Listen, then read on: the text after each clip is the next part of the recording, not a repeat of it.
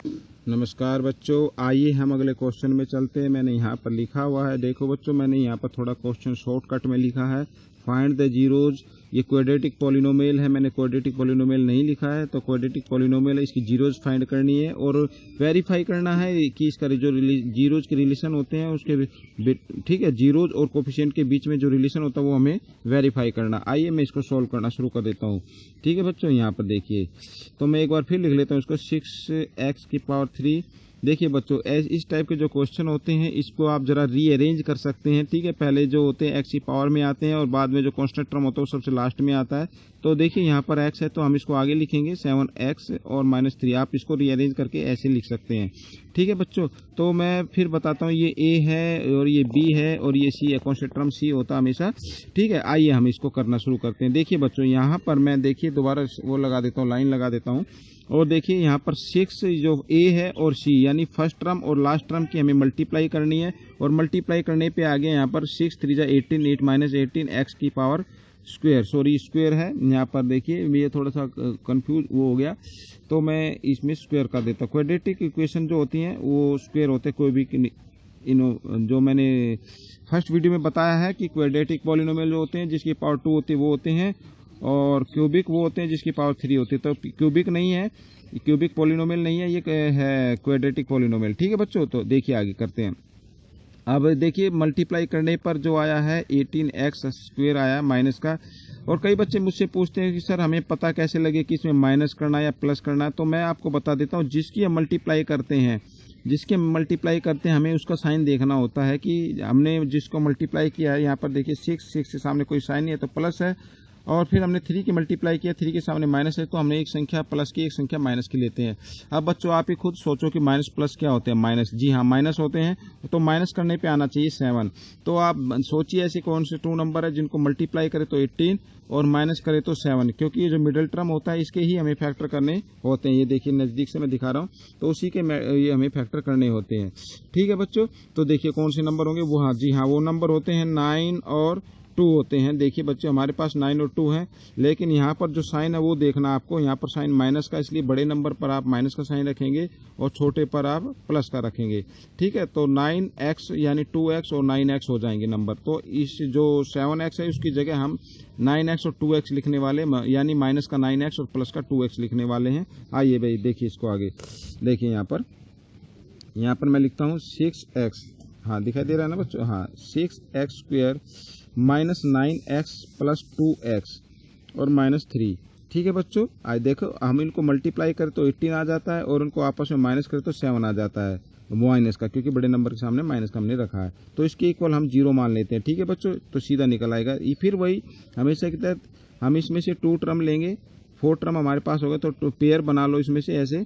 और जो इनमें से देखो कॉमन नंबर क्या है, हम देख रहे हैं कि 3 का मल्टीपल 6 और 9, यानी 3 के टेबल में 6 भी आएगा 9 भी आएगा, तो इसमें से 3 बाहर निकाल सकते हैं कॉमन के रूप में, और x भी दोनों में, तो x भी निकाल सकते हैं। देखिए तो यह 3 के टेबल में अगर इसको ले तो 2 पे आता है और 1x बच गया। यहाँ पर x की पावर 2 थी, 1 पावर बाहर आ गई, 1 अंदर रह गई, और 3 3 जा 9 आ गया। x नहीं लिखेंगे क्योंकि x पहले ही बाहर आ गया, 1 पावर थी, 1 पावर हमने बाहर ले ली, तो प्लस का साइन। और इसमें देखिए कॉमन क्या है, कॉमन इसमें देख रहे हैं तो कुछ भी नहीं है, तो जिसमें कुछ कॉमन नहीं होता उसमें 1 होता हमेशा, तो हम इसको लिख सकते हैं 2x - 3 = 0। देखिए बच्चों, तो मैं आपको बता दूं, यदि आप अगर क्वेश्चन को सोल्व करें तो दोनों ब्रैकेट में सेम नंबर आएंगे। अगर सेम नंबर आ रहे हैं तो इसका मतलब सवाल ठीक है आपका।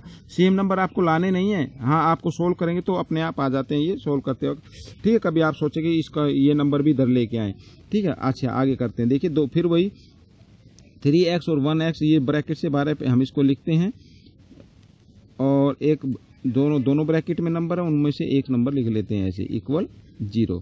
ठीक है बच्चों, अब अगर मैं इसमें x की वैल्यू निकालूं तो ये +1 है, इधर आकर -1 हो जाएगा, और ये 3 है इधर मल्टीप्लाई में, इधर आकर डिवाइड में आ जाएगा। ठीक है, और इसमें इसी प्रकार ये -3 है, इधर आकर +3 हो जाएगा, और ये 2 मल्टीप्लाई में इधर आकर डिवाइड में हो जाएगा। ठीक है, ये ऐसे हम इसको निकाल सकते हैं। अब ये हमारी जीरोज आ गई। अब हमें इसमें रिलेशन फाइंड करना है, तो रिलेशन फाइंड करने के लिए देखिए सम ऑफ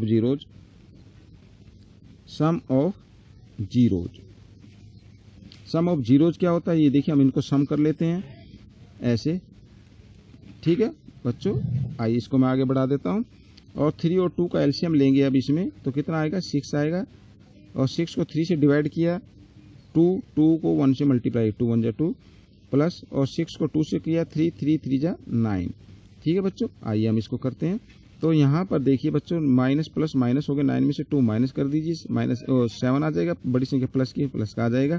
ठीक है, इसको आप, मैं तो ये कहूँगा कि इसको आप जो मानेंगे, ठीक है, वो आप इसको पूरे को अगर आप चाहे तो b मान सकते हैं।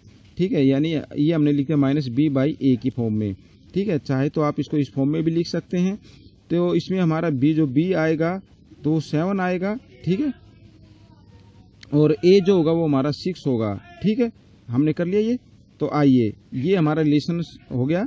और आप चाहे तो इसको लिख सकते हैं कोफिशिएंट ऑफ x और इसको कोफिशिएंट ऑफ x स्क्वायर। ठीक है, बाकी माइनस b बाई a आप ध्यान रखिए, तो आगे उसको लिखने की जरूरत नहीं है। आइए हम प्रोडक्ट ऑफ जीरोस फाइंड करते हैं।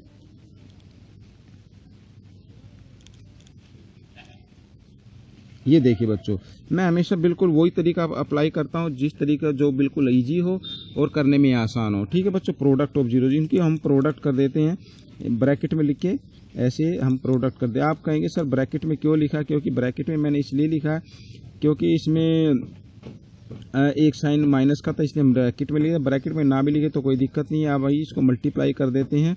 ठीक है बच्चों, अब अगर इसको मल्टीप्लाई करें तो 3 1 जा 3 होता है। ठीक है, 3 1 जा 3 होता है, इसमें माइनस 3 आ जाएगा और 3 2 जा 6 आ जाएगा। अब देखिए बच्चों, इसमें क्या होगा, ये माइनस जो हो गया ये, इसमें हम इसको मानेंगे c और ये a मानेंगे। ठीक है बच्चों, सी ए। देखिए जो प्रोडक्ट होता है वो माइनस सी ए बाई ए, ये आप रख लीजिए। सम में क्या होगा माइनस बी बाई ए, और ठीक है, और प्रोडक्ट में होता है सी बाई ए, लेकिन माइनस का साइन इसमें आ गया। ठीक है, बाय डिफॉल्ट आ गया है, तो ये माइनस का साइन हम इसमें रखेंगे, तो सी बाई ए होता है। ठीक है, product of zero C by A याद रखना, और सम ऑफ जीरोज होता है माइनस बी बाई ए। ठीक है, ये जो मैंने इसमें पहले से मैंने इसमें से लिख दिया था कि आपको ए बी सी इस प्रकार लेना है। ठीक है बच्चों, तो ये क्वेश्चन हमारा सोल्व हो गया है। ठीक है, और मुझे उम्मीद है कि आपको ये समझ में आ गया होगा। ठीक है, हमें सिर्फ रिलेशन फाइंड करना था। आगे के क्वेश्चन में जब हम इसको क्वाड्रेटिक इक्वेशन बनाएंगे तब मैं आपको एक्सप्लेन करूंगा कि हम इसे क्वाड्रेटिक इक्वेशन कैसे बना सकते हैं, या क्वाड्रेटिक जो पॉलिनोमियल होता है उसको हम कैसे बना सकते हैं इस जीरोस को अप्लाई करके। ठीक है बच्चों, तो मुझे उम्मीद है कि ये क्वेश्चन आपके समझ में आ गया होगा। यदि आपको समझ में आ गया है तो बच्चों इसको ज़्यादा से ज़्यादा शेयर कीजिए, कमेंट्स में ज़रूर लिखिए। ठीक है बच्चों, और इसमें से सीख कर दूसरे बच्चों को ज़रूर सिखाएं। ठीक है बच्चों, मेरे चैनल को सब्सक्राइब जरूर कर लीजिए ताकि आपको आने वाले वीडियो के बारे में जानकारी मिलती रहे। ठीक है बच्चों, अगले क्वेश्चन में मिलता हूँ, तब तक के लिए धन्यवाद।